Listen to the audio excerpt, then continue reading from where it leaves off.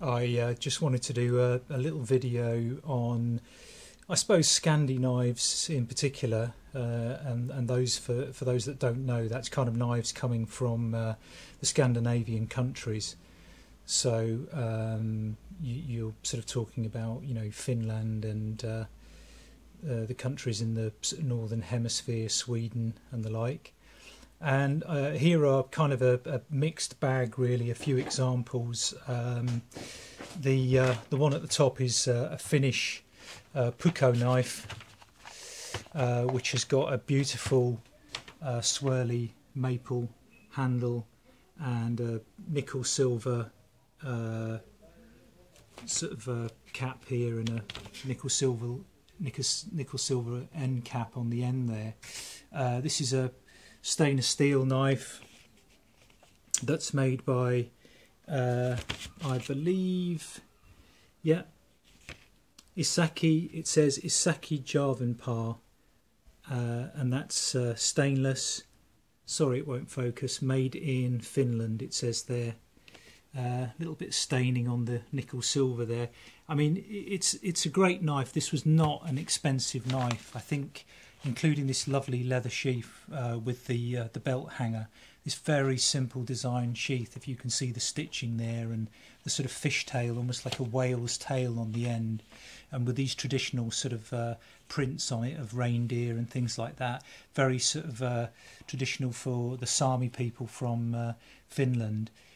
Beautiful little knife, just wonderful, very, very sharp, and I think I paid maybe 25 UK pounds for that, and a wonderful piece of sort of, curly maple, figured maple handle on that one. This one here, I don't know if there's a name on that, but I made the handle. I didn't make the blade, but I did the handle. This is made with antique brass, rosewood, and then this is hickory. It's a piece of an old axe shaft, which I've kind of shaped and contoured into something which is very sort of comfortable in the hand. Fits the hand incredibly well. I've put some slight sort of shaping here underside, so your fingers actually fall into that and grip.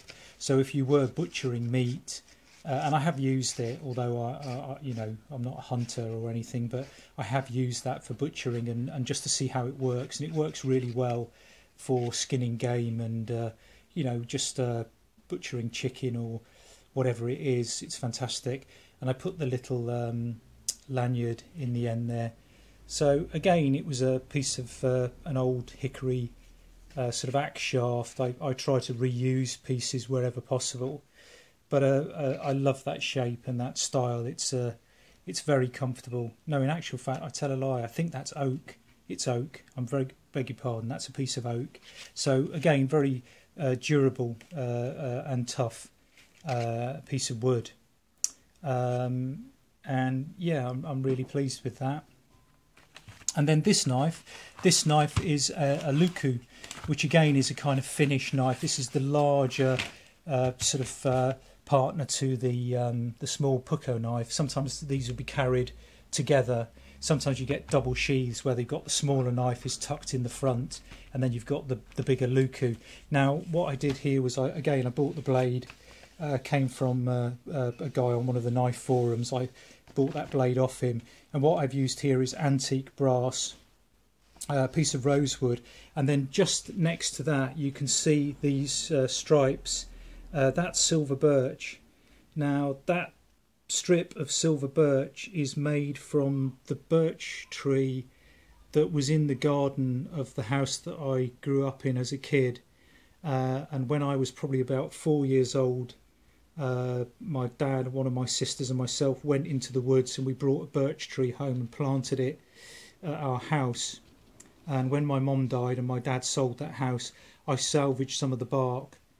So you're talking about 40 plus years ago. So I've used some of that birch which I made up into little discs where I sort of laminated them together, and then I put them onto the handle of this knife, which I gave to my dad as a kind of reminder of those days and that time. And the handle, again, that is hickory. You can see the end of the knife here. That's where the tang comes through, and you can see that sort of diamond shaped washer. I made that, and then the sort of the tang on the end of the knife blade there is just hammered over. And this is just a phenomenal piece of kit. This is a very robust blade. You could baton with this. This is the workhorse for the sort of Sami herdsmen who herd the reindeer. This is what they would use for, you know, serious splitting logs and chopping bits of wood and everything. That is the big knife that they do. Normally the handle would probably be just more square, and then a kind of a cap or just paned over on the end. Not with the way I've done it, with this kind of sort of shape here, but the piece of hickory I had that curve in it, and in actual fact that fits the hand absolutely perfectly and makes a phenomenal knife. And this was my first attempt at sheath making, and you can see, if you look at the design of the sheath, it was a piece of an off-cut piece of leather. It's too thin for the job. It needs to be probably 4mm at least for this type of knife, but the principle would be the same. And you can see where I've cut that out of one piece of leather, and then sort of folded that over and then stitched it on the reverse here, and then you get this nice little sort of tail here, a bit like the that one up there, but this is my version of it. And what you do is you soak this and then you wet form it. So you put the blade back in, wrapped in cling film or whatever it is, back inside, and then shape the leather to the knife so it really forms a pocket to actually fit in there. And then the knife is very secure, and it's very securely held because it comes up the handle there. So if you're walking around, it's not going to fly out of the sheath or anything like that. So there's a couple of knives that I've done. I haven't done any for a while. I'm hoping when I get my new workshop to do some again. And then, you know, a little Mora knife, which probably everybody's seen, variations of these with a little plastic sheath. Great little tool. These are not expensive. I paid less than £10 UK for that. That lives on the knife rack in the kitchen, to be honest. But I just thought I'd show the sheath. But just examples of kind of Scandinavian knives, which I particularly like. I mean, I like all styles of knives, but I've got a real soft spot for these. And then sort of by way of encouraging people to get into knife making, this is my box of knives. These are junk knives, a couple of pipes in there as well. But I buy old scrap knives like this, and what I do is I use them to practice with, you know, shapes. I'll get a marker pen. I'll reshape these knives. I'll grind them. If you do it and you're quenching them and you don't allow the metal to get too hot, they don't lose their temper or anything like that. You know, there is an example. You can see where I've kind of thought I could make a neck knife or something out of that little tiny herb knife. And it says on there, it says rust free, which is basically rustless or stainless. So it's German sort of stainless steel. It's got quite a nice little handle actually. That looks a little bit like teak. I think it might be teak.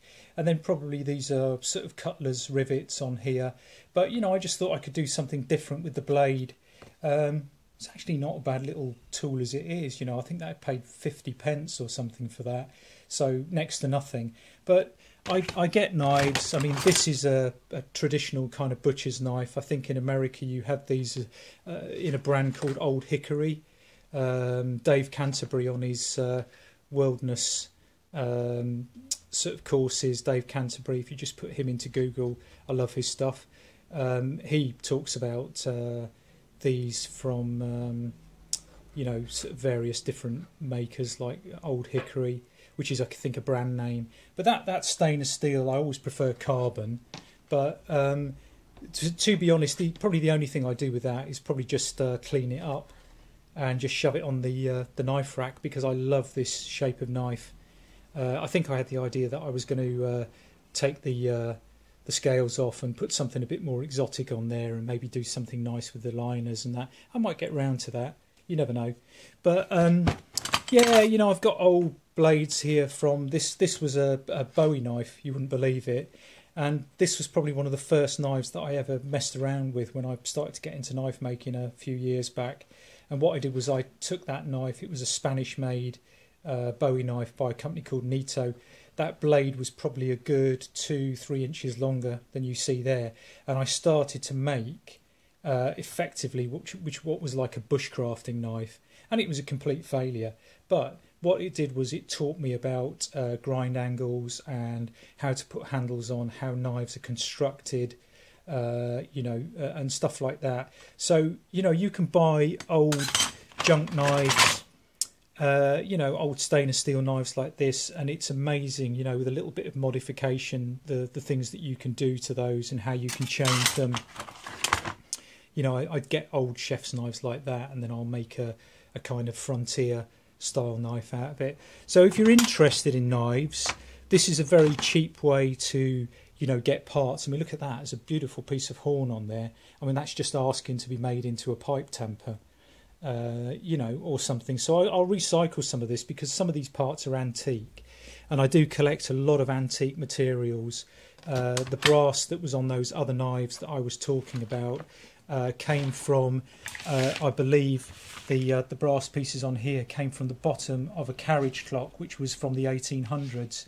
So, you know, if I make stuff, I try and incorporate sort of old materials, old things into them. But yeah, just on the subjects of knives, I just thought people might like to see those and might be interested. But, you know, read up about it, watch a few videos, have a go, you know, throw yourself in the deep end, enjoy it, you'll learn something.